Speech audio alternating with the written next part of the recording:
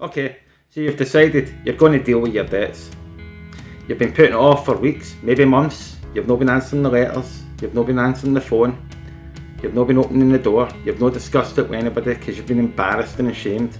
And the fear of your debts has been managing you rather than you managing them.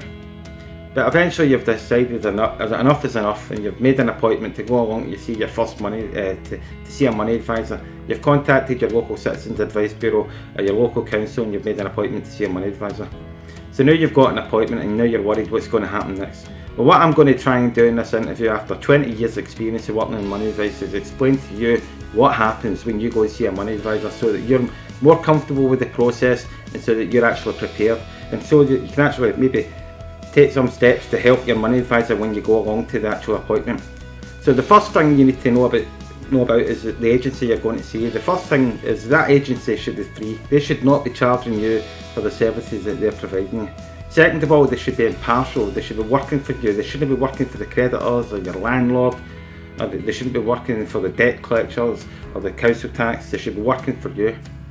Thirdly, they should be non-judgmental. They're not there to judge you. They're not there to cast judgment on whether you made good decisions or bad decisions about how you spent your money. That's not their purpose. And fourthly, you're in control of this process. They work for you. Their job is to advise you and to assist you. But any decisions that need to be made about how to deal with your debts are your decisions, and you're in control of this process the whole way through.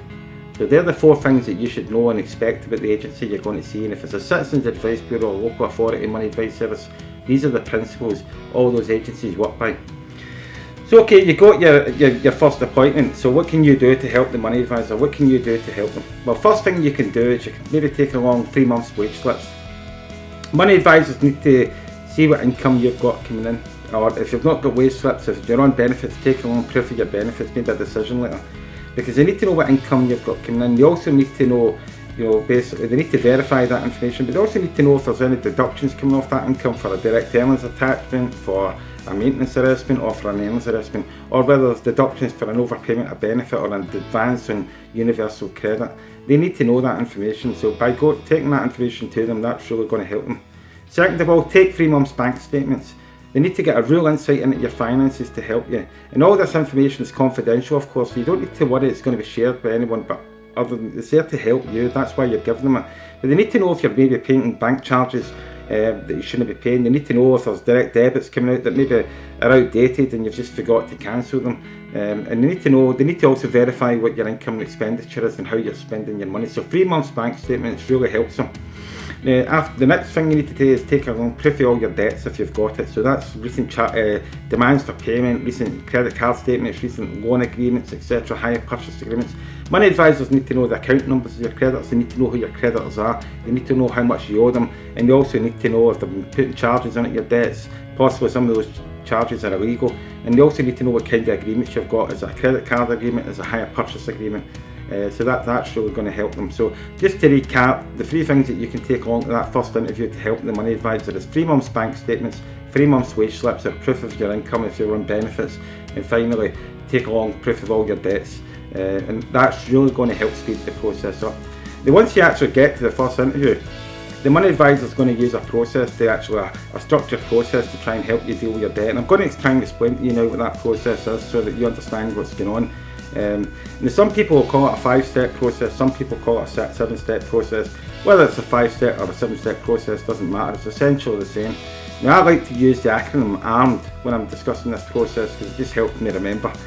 So the first step in that process is acquire all relevant information about the person.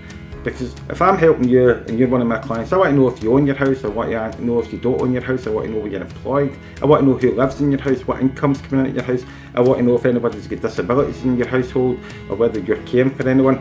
Now, a lot of that information you might think initially, well, why would you need to know that? I just want you to help with my debts. But there is reasons for all that information, why money advisors need all this information, because they've got to get the full picture to give you holistic advice. And all I would say is if when you go and see a money advisor and they start asking you questions, if you're not sure or you're not comfortable with why they're asking that question, just ask them and they'll explain it. Because the process, the money advice process can be quite intrusive, and that's why it's important to be confidential. but it's important because we need to know as much as we can before we can give you the right advice. But any money advisor who asks you a question should be able to explain why they want to know that information. The next step in the process is to respond to any emergencies. Now that's important because sometimes the first interview is just to gather information, and it may be the second or third interview before we can really start helping you. There's no point leaving it to the second or third interview if you're going to be getting evicted, or you're going to get your wages arrested, or you're not got enough money to last to the end of the week.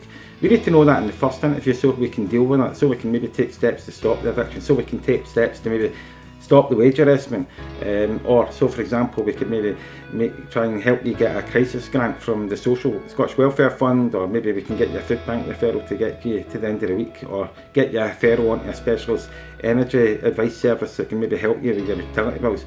So we need to deal with any emergencies. That should happen in the first interview.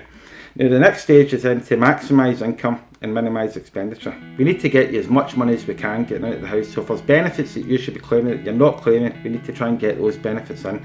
And that's why we also need to get all the relevant information, because a lot of these benefits are based on your circumstances, and we need to understand your circumstances and your household circumstances so that we can actually identify what benefits you may be entitled to.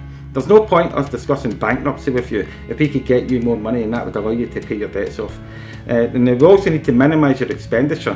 So as there things in your expenditure that you're paying that you shouldn't be paying, as there things that maybe are excessive that you could maybe cut back on.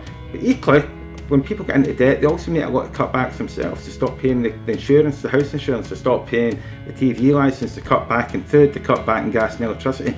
We need to make sure that you're actually spending enough money. So it's not all about cutbacks and making sure you're not just cutting back on your expenditure. We also need to make sure that the important things, the essential items, that you're actually spending enough money on them to protect your welfare. Then the next stage after that is we do a financial statement and establish a sustainable financial plan. So what we do is we take your income, we take your expenditure, we put them in two different columns, and then basically we take the expenditure away from the income and come up with a financial plan or a budget that's going to be sustainable. And then the difference between the expenditure and the income is your disposable income, and that's what we use to then decide the next stage, which is to discuss all the options with you, because how much money you've got available to pay your creditors is going to be a major factor in determining how we're going to deal with your debt. And that is the final step: discuss all options with you. So in money advice, there's generally going to be two options at a high level. There's going to be a debt management option, or there's going to be a debt relief option. And in future videos I'm going to go into discussing what these options are and breaking them down and looking at the individual types of solutions, so you can actually find more about what those options are in the next videos. So just to recap, the money advice service you go along to see should be independent, it should be confidential, they should not charge you for the service, and they work for you. And now, if you got your first appointment, the 3 things that you want to take along to that to actually help the money advisor is 3 months bank statements, 3 months wage slips, and details of all your debts. And I hope your first interview with your money advisor is going to be a successful one, and you're going to hopefully come out of that feeling better, more confident in control of your debts. So you're no longer being managed by the fear of your debts, but you're now feeling that you're getting empowered and getting back in control of your finances.